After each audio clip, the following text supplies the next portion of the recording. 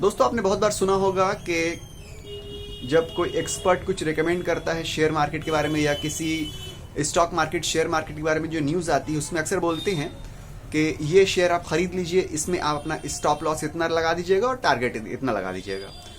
तो जो बोलते हैं कि टारगेट इतना लगा दीजिएगा, स्टॉप लॉस इतना लगा दीजिएगा, तो वो कैसे लगाते हैं?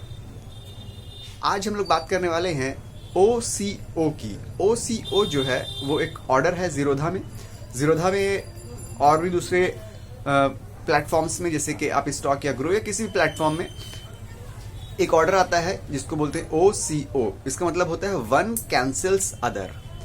ये ऑर्डर आप लगाते हैं कब? जब आपको किसी शेयर या किसी स्टॉक में टारगेट और स्टॉप लॉस दोनों एक साथ लगाना होता है, तो हम लोग OCO ऑर्डर का इस्तेमाल करते हैं। OCO जो है उसका फुल फॉर्म है one cancels other.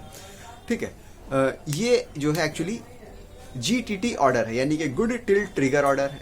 Good till trigger का मतलब ये होता है कि दिन के आखिर में, दिन खत्म होने तक 3:30 बजे शेयर मार्केट का जो दिन है क्लोज हो जाता है, मार्केट बंद हो जाती है। तो जितने भी ऑर्डर्स होते हैं GTT के अलावा जितने ऑर्डर्स होते हैं सब ऑटोमेटिकली अपने आप ऑर्डर क्लोज हो जाते हैं, कैंसिल हो जाते हैं। मगर GTT ऑर्डर जो है इसकी खासियत ये है कि ये दिन के एंड में या आखिर में ये कैंसिल या क्लोज नहीं होता है। ये जो है जब तक के एग्जीक्यूट नहीं होगा जब तक कैंसिल नहीं होगा।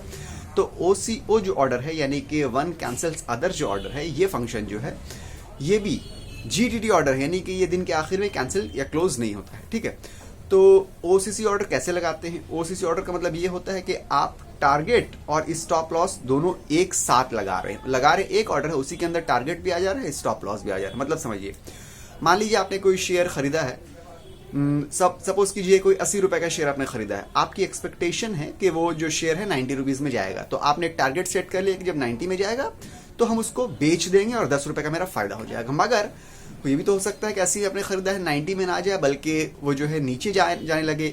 तो ये भी हो सकता है कि 80 के बजाय वो 75, 70, 60 नीचे जाने लगे। तो ऐसे में क्या होता है, हम लोग स्टॉप लॉस लगाते हैं। स्टॉप लॉस इसलिए लगाते हैं कि अगर नीचे जा रहा है तो अगर स्टॉप लॉस नहीं लगाएंगे तो वो और नीचे जा सकता है, तो जितना नीचे जाएगा उतना ज़्यादा लॉस हो जाएगा। तो इस फर्दर लॉस को रोकने के लिए स्टॉप लॉस लगाया जाता है। तो मान लीजिए कि 80 रुपए का जो शेयर खरीदा है, ये सोचिए कि ऊपर जाएगा, 90 रुपीज़ में जाएगा, तो हम उसको बेच देंगे। तो जब उसको बेचना है 90 में, तो 90 मेरा टारगेट हो गया, तो टारगेट 90 लगा देंगे। अब वो 80 का खरीदा है, वो अगर नीचे गिरेगा तो मान लीजिए कि नीचे गिरे तो लॉस हो जाएगा ना।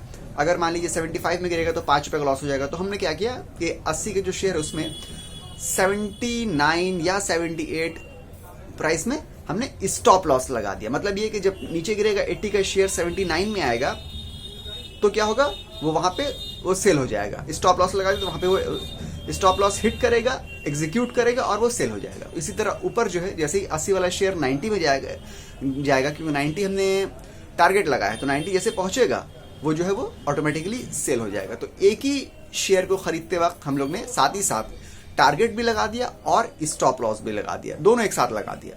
तो ये दोनों जो एक साथ लगाते हैं, ये हम लोग OCO ऑर्डर के जरिए लगाते हैं, यानी कि वन कैंसल्स अदर। इसमें क्या होता है, अगर मान लीजिए ये जो शेयर है इसकी प्राइस 80 से ऊपर गई, 90 गई, जैसे ही 90 पहुंचेगी तो क्या होगा, वो शेयर अपने आप बिक जाएगा और जो दूसरा ऑर्डर यानी कि स्टॉप लॉस का जो ऑर्डर है वो अपने आप कैंसिल हो जाएगा। यानी कि जैसे ही वो एक हिट करेगा, चाहे वो स्टॉप लॉस हो या टारगेट हो, एक हिट करेगा, जिसको हिट करेगा वो एग्जीक्यूट होगा और जो दूसरा वाला है ना वो अपने आप ऑटोमेटिकली कैंसिल हो जाएगा।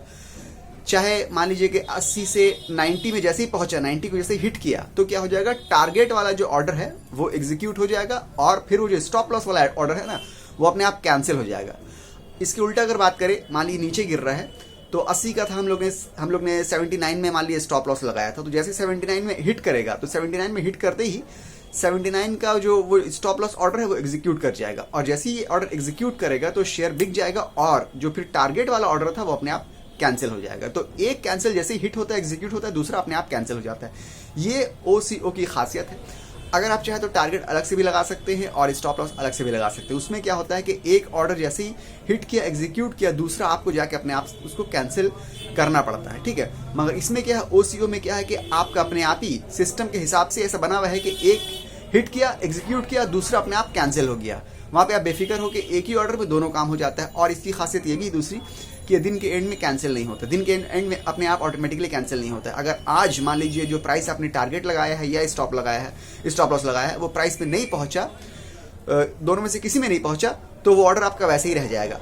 कल वो ऑर्डर काम करेगा, परसों काम करेगा, जिस दिन पहुंचेगा उस दिन ही वो हिट करेगा, एग्जीक्यूट करेगा और दूसरे को कैंसिल करेगा। जब तक वहां पे नहीं पहुंचेगा वो जो है वैसे ही रहेगा। इसीलिए इसको बोलते हैं GTT ऑर्डर, यानी कि गुड टिल ट्रिगर। जब तक वो ट्रिगर नहीं होगा ऑर्डर, वो वैसे ही रहेगा, वो ऑर्डर कैंसिल नहीं होगा।